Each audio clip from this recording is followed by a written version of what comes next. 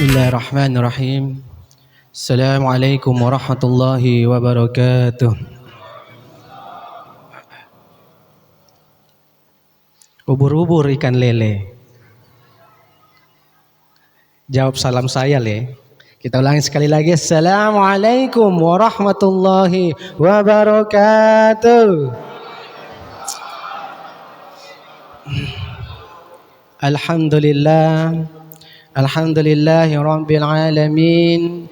Wabihi nasta'in ala umuri dunya waddin. Assalatu wassalamu ala asrafil anbiya'i wal mursalin.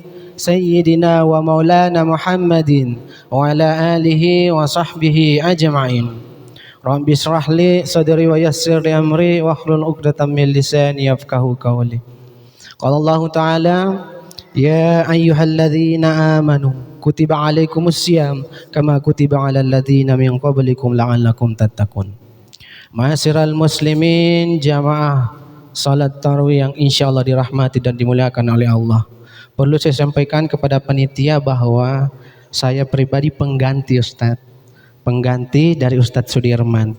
Beliau kebetulan ada jadwal, jadi minta tolong kepada saya. Namun saya sebagai dai BKMM juga, sebagai dai kehormatan, minta tolong untuk mengisi malam ini karena beliau ada jadwal yang lain.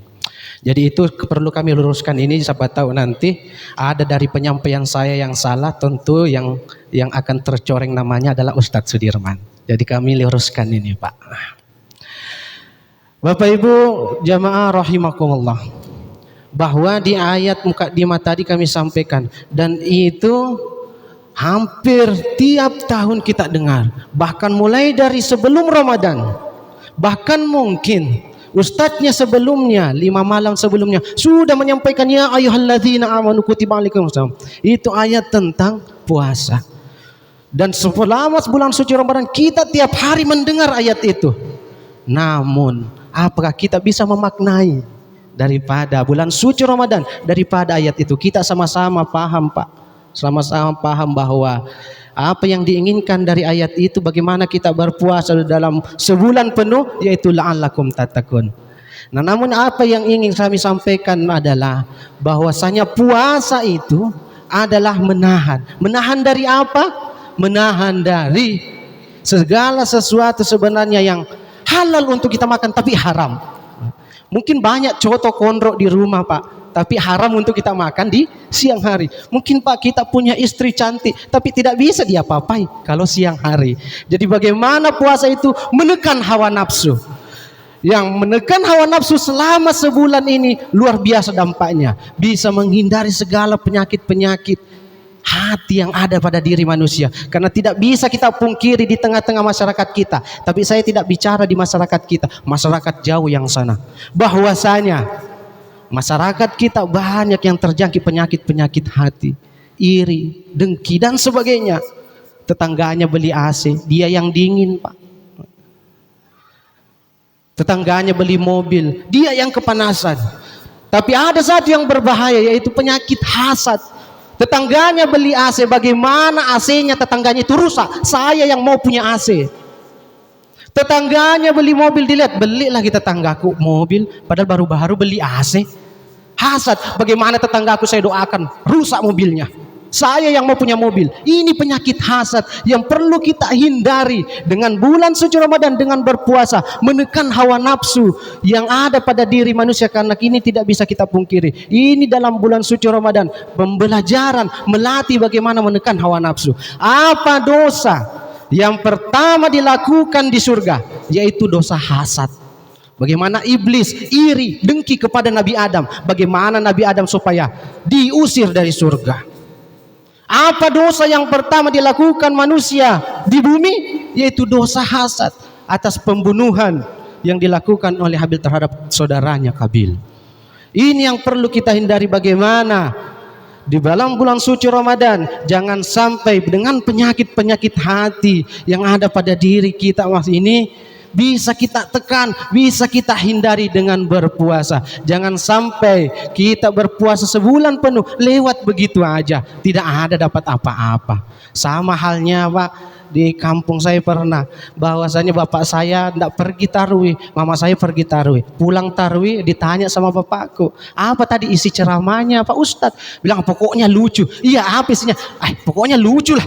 Jadi dia tidak tangkap esensi dari ceramahnya, tapi hanya dia tangkap hanya lucunya saja. Ini jangan sampai terjadi. Bulan suci Ramadan 30 hari kita berpuasa, tapi lewat begitu aja. Apa yang didapat? Hanya keramaiannya, makan-makan, dan itu tidak ada yang didapat. Inilah terakhir yang ingin kami sampaikan, bahwa dosa hasad juga itu akan kembali kepada diri manusia. Kenapa? Ada dalam satu riwayat, ini terakhir ingin sampaikan, dalam satu riwayat ada seorang raja yang dekat dengan pengawalnya. Ada satu pejabat yang iri, dengki. Bagaimana pengawal itu diusir dari kerajaan? Segala cara dilakukan oleh pejabat ini. Akhirnya didatangi raja. Raja, pengawalmu itu kalau setiap bertemu dengan Anda, dia berbicara tidak sopan, tutup mulut. Akhirnya disuruh panggilkan saya kemari. Sebelum dipanggil oleh raja, dia bikinkan sop, yang iri hati ini bikinkan sop isi dengan banyak bawang putih supaya berbau mulutnya. Dikasih makanlah pengawal itu. Setelah makan baru, kamu dipanggil tadi sama raja. Menghadaplah pengawal itu ke raja. Dan betul, setelah bertemu, pengawal itu bicara dengan tutup mulut. Betul apa yang dikatakan pejabatku ini, bahwa pengawalku ini tidak sopan sekali, bicara kepada saya tapi tutup mulut. Akhirnya buatlah raja surat. Isi surat itu sebenarnya adalah isi surat tentang eksekusi pengawal ini. Dibawalah surat itu keluar kerajaan. Keluar kerajaan, disamperin sama yang sakit hati tadi ini, yang hasad, punya dengki. Apa tadi yang kamu dikasih sama raja? Ini saya dikasih surat, disuruh dibawa ke Pulan.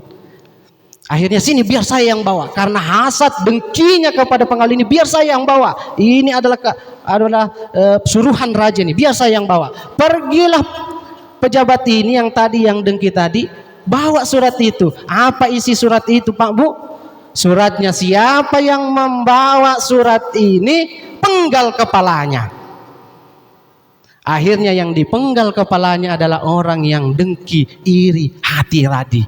Seandainya itulah Allah menolong orang yang baik, dan kembali hasad tadi itu, penyakit hasad tadi, kembali dosanya, hukumannya kepada diri kita. Ini yang kami sampaikan, mudah-mudahan bermanfaat kepada diri kita semua, terutama kepada diri saya pribadi. Kami akhiri, wallahul muwaffiq ila aqwamit thariq, wabillahi taufiq wa da'wati wal irsad. Summa assalamu alaikum warahmatullahi wabarakatuh.